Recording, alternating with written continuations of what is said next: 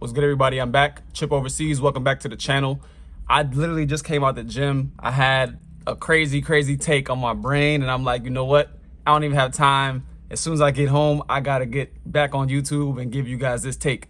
So don't mind my appearance. I literally just came home from the gym. I got something to get off my chest. Let me talk. So last night, I'm watching a game, Oklahoma City Thunder versus the Detroit Pistons. OKC is #1 in the West. Detroit didn't have their best player, Cade Cunningham, but still, it was like, they've been rolling. They had a great season. They're one of those teams that they're scrappy enough to kind of fight and claw with a superior team like OKC. These type of games, they can keep the game close, and then maybe they can steal one or at least play them closely. And so I expected a good game. It was a decent game, don't get me wrong.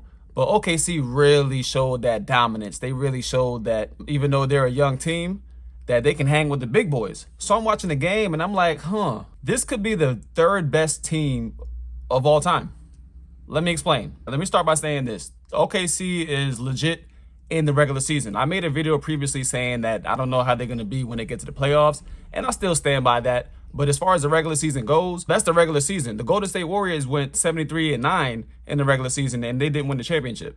So we're just strictly talking about the regular season. And in the regular season, they don't get rattled. Like, they're one of those teams where, especially at home, nothing that the other team does. Like, the other team can go on a run, 10-0 run. And OKC, mainly starting with Shai, like, I'm giving Shai his props in this video. He has that T-Mac kind of demeanor where he never looks like the moment is bigger than him. He never looks like he can't control the moment. His demeanor kind of rubs off on the whole team, and you never see them panic. There was one point where the Pistons cut the lead to under 10 with a 3. And then Shai came back, and he hit one of those tough layups where he's throwing his shoulder, he's throwing his weight around, he's got that wiry strength. The game goes from +8 to back up to +10. That kind of set the tone for the rest of the game. OKC pretty much never gave up the 10-point lead throughout the rest of the game. So currently they have an 11-game win streak, and their longest of the season prior to this was 15-game win streak. Now, I say that they might be the third best team of all time because they currently have 12 losses. When you think of the top two teams, like I said before, you think of Golden State Warriors.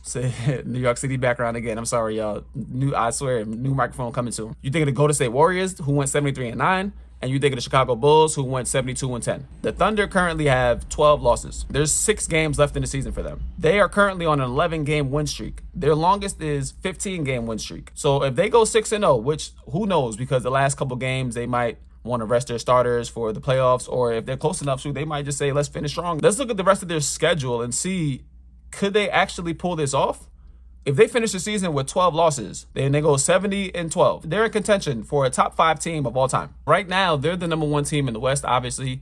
The #2 team in the West is 14.5 games behind. 14.5, like, this is a total domination in the West. They're 29-1 against Eastern Conference teams. 11 losses in the West. I mean, it's tough. If you're not on your game at any given night, somebody's going to come get you. As I mentioned before, they were 10-0 coming to this game last night in the last 10 games. So in the game, Shai has his typical Shai night, 33 points, 6 rebounds, 3 steals, and he gets his hands on a lot of deflections too. Shai got some long arms. Chet, to me, is their #2. In the playoffs, you got a guy like Jalen Williams, J-Dub. He kind of shies away from the big moment, right? Whereas I can see Chet, last year he was a rook. This year he's got some experience. I can see him kind of establishing himself as the real #2 go-to guy. But in the regular season, you got a guy like Jalen Williams. He looks great. Shot is falling. He's making tough finishes, and he's playing hard defense. But the thing about OKC is that their depth, guys like Cason Wallace, who you don't really think of to be like an option, he's playing as fearless as anybody in the league. So these guys are fearless in the regular season. They're such a momentous team. Like, when they get the ball rolling, especially at home, which they're gonna have home court advantage throughout the whole playoffs, when they get the ball rolling, it's so hard to deal with those boys, because they just put it on you, put it on you, put it on you. It feels like if you don't match their energy, so they can get 2-3 buckets in a row. If you come down and make 2-3 buckets, they're so confident in their ability that they know they're going to score another 2-3 on top of that. So then it's just a challenge. Can you keep up with that? It's like a power puncher, boxer that's not afraid of his opponent's power punches. You're walking them down. You're walking them down with shots, and you're not scared to eat shots because you know that none of the shots are going to put you down. That's how they play. You got guys like Lou Dort hitting big shots. Like I said, 10th man, Cason Wallace, hitting shots. And for Shai, he's got 69 straight 20-point games. He's up there with MJ, LeBron, all these people there. I don't know the list. If you guys can watch ESPN, they'll show you the list. It was funny because Shai was matched up against Dennis Schroeder, and obviously Schroeder had a tough time dealing with Shai. Anybody would. But it's funny seeing those guys because Schroeder kind of plays like the early versions of Shai. To me, Schroeder is like a smaller version of Shai without the mid-range, and that's what really sets Shai apart from guys in the league. Shai can get to his spot in so many different ways. Acceleration, deceleration. He slams on those brakes. He uses his shoulders and gets you off of him. He's looking for contact. Whereas a guy like Schroeder is more so, I can get all the way to the rim for a layup or that little floater that he likes, or it's going to be a three. Shai is one of those old school dudes. That's why a lot of people like him. He reminds us of how they used to play back in the day where the mid-range was alive and popping. Also, Schroeder is sneaky athletic and he is just as scrappy. That's the part that people don't think about. Shai is super scrappy. He's leading the league in steals for a reason. He's not the best defensively sound player, but he's going to fight. He's going to compete. Schroeder is like that too, where he's got that mean streak about him where you can't explain it, but something about him, like he doesn't play like a nice guy. I thought that was interesting, the matchup. That's also a version that Shai could have turned into if he just listened to the analytics people. I always say on this page, like, I'm a hooper, man. If you guys want to hear about all the analytical stuff, like the win shares and defensive net rating and all that stuff, this is not the channel for you. We're just talking about hoops. But it's funny because this OKC team, like I said, they have the chance to be the third best regular season team of all time in my eyes. When you think of great OKC teams, you think of the glory days being KD, Russ, and Kendrick Perkins and James Harden and those guys.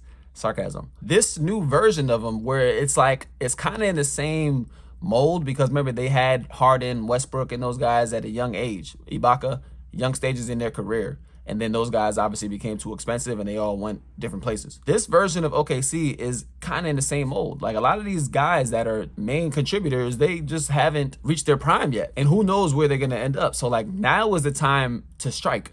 If you're OKC, who knows what the team is going to look like in 3 years from now? You can't say that, okay, you know, we're dominating now and then in 2 years we're going to contend for the championship. Like, you guys have to do it now. That's the challenge for guys like Jalen Williams, who, when that big moment comes, can kind of shy away. That's going to be the challenge. Is like, we don't have forever.